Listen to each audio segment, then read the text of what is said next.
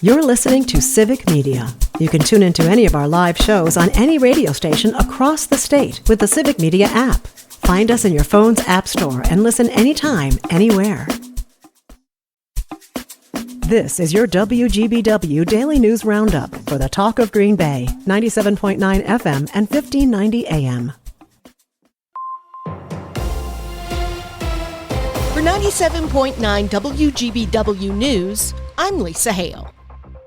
The body of a 70-year-old man was pulled from the Fox River near Light Memorial Park in Green Bay yesterday afternoon. A passerby reported seeing the body at about 4:20. Police are investigating the circumstances of his death, but do not believe the community is in any danger. The name of the man has not yet been released. When firefighters in Idaho responded to a grass fire Sunday, they were ambushed. 2 were killed and another is in the hospital. One of the firefighters killed in the attack was Neenah High School 2001 graduate Frank Harwood. The shooter was later found deceased with a flint fire starter and the weapon used to kill the firefighters. Authorities believe he started the fire on purpose with the intent to ambush the men. The Port of Green Bay gets $20 million in the new biennial budget to complete its expansion project at the mouth of the Fox River.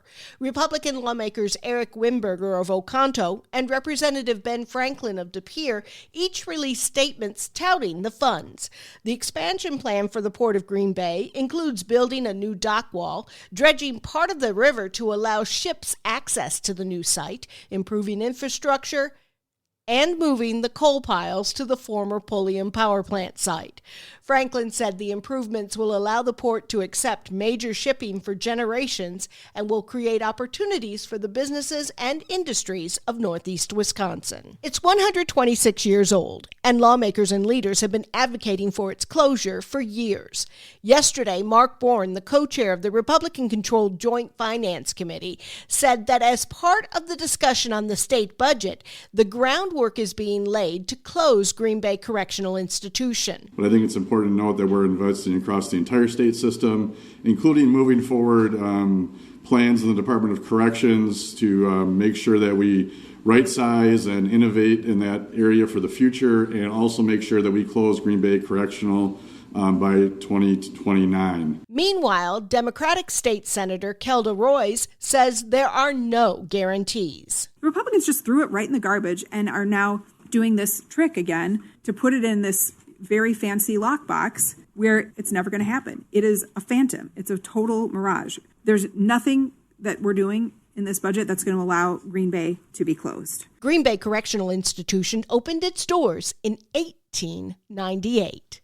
Lawmakers spent the day yesterday working on the bipartisan budget deal. It marks a shift in strategy for legislative Republicans who had previously ended negotiations with Governor Tony Evers over funding for childcare, education, and the UW system. But they came to an agreement on childcare, and they'll continue to fund providers. Savannah Tomei-Olson has details. Child Care Counts is the government subsidy program that's helped providers stay afloat for years. A survey showed without that money, a quarter of child care centers across Wisconsin could close. The budget deal technically allows Child Care Counts to end while starting new initiatives and new payments to providers. Ruth Schmidt is the executive director of the Wisconsin Early Childhood Association. She was hoping for something like this. I have never felt this level of optimism about childcare, and I think that feels good. It feels like people are listening to advocates. They're listening to parents who are calling and saying, I'm in a crisis and I can't do this. The plan also includes a $1.3 billion tax cut, increased funding for the UW system, more money for infrastructure and roads, and increases for special ed reimbursement rates. For Civic Media News, I'm Savannah Tomei-Olson. The budget is set to go to the full legislature for a vote sometime today. Republican leaders say they have the votes, even though a few Republicans in the Senate have said they wouldn't vote for this budget. After it gets the full approval from lawmakers, Governor Tony Evers has 10 business days to sign it.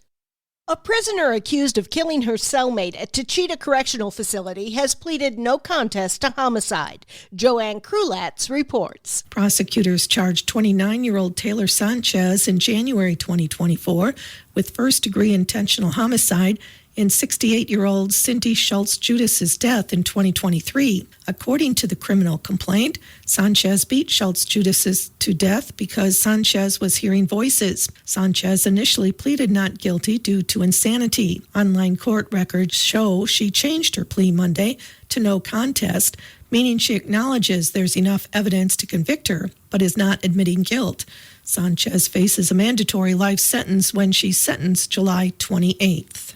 It's already underway, one of the busiest holiday travel seasons of the year. AAA of Wisconsin says they expect nearly 1.5 million residents to hit the roads this week, with another nearly 60,000 hopping on a flight and over 100,000 scooting across the country in trains and buses. The nearly 1.5 million drivers would be a 2.5% increase over last year's July 4th travel season. Officials also are advising residents to plan ahead for extra traffic and drive carefully through Sunday evening. The Appleton Fire Department is enhancing its emergency medical services by adding advanced life support services to its toolbox. Recently, the department was certified by the Wisconsin Department of Health Services as a 911 non-transporting paramedic provider. Fire Chief Jeremy Hansen said while Gold Cross Ambulance will still provide emergency transportation services to Appleton, this will allow his paramedics to deliver critical interventions immediately when seconds count. I'm Lisa Hale, 97.9 WGBW News. For news anytime, log on to WGBW.FM. Let's play two. Hi, I'm Mike Clemens with sports. Baseball, the Brewers and the Mets rained out last night in New York, so the two teams playing a doubleheader today at 16-9. Milwaukee, the hottest team in the National League for the month of June. I asked Sal Frelick, does he feel confident about the crew right now? Yeah, absolutely. I think we kind of came together almost about a month and a half ago now, and I think we kind of identified we maybe weren't playing our culture, our brand of baseball, and we fixed that pretty quickly, and good things started to happen. So as long as we can control that, I think we'll be in a good spot. NBA, the Bucks land Pacers center Miles Turner in free agency, but release Damian Lillard. They'll pay Lillard $22.5 million per year for the next 5 years. So what does Giannis think? Sources that relate to me that Giannis Antetokounmpo is not pleased with the Bucks' decision to buy out Damian Lillard for the remainder of his contract. He just didn't like how it was handled, and so I was told that he is not pleased with what transpired with Damian Lillard. That's Chris Hayes of the NBA Network. With sports, I'm Mike Clemens.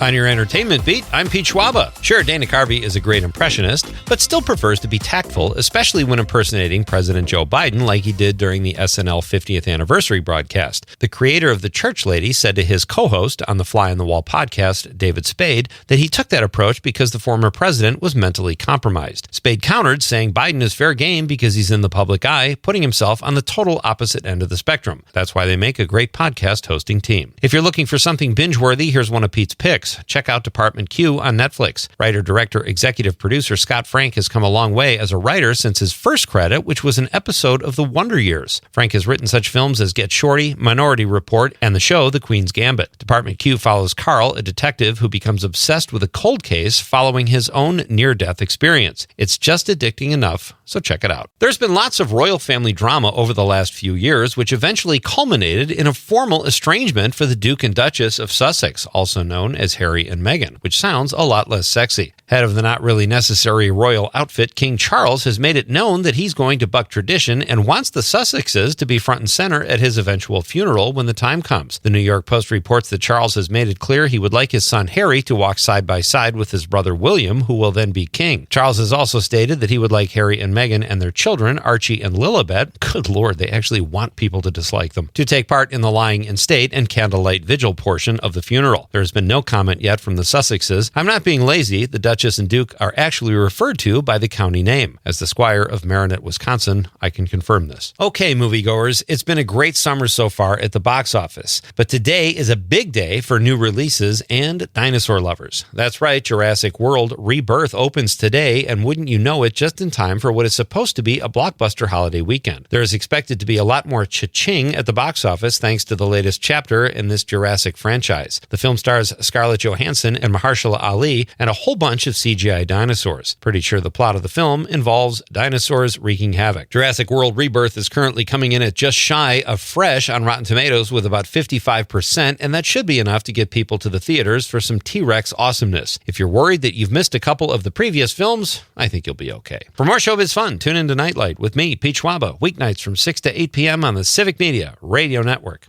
We have a slight chance of a scattered shower or thunderstorm later this afternoon and again tonight. Otherwise, mostly sunny today with a high in the mid-80s this afternoon. Tonight, we're going to drop into the lower to mid-60s. Tomorrow, sunshine, isolated storms, 83. I'm meteorologist Sean Cable. Temperature now 73. That's your WGBW Daily News Roundup from Civic Media. Subscribe to this podcast on Spotify, Apple, or wherever you find your podcasts. Find more news at WGBW.FM. The national news cycle never stops, but it can be hard to find news about your local community. Civic Media is dedicated to providing quality local and state news coverage across Wisconsin. With the Civic Media app, you can get notifications about local stories that matter to you and your community. Find the free Civic Media app in your phone's app store and choose notifications from the menu to tell us what kind of news you want to hear about.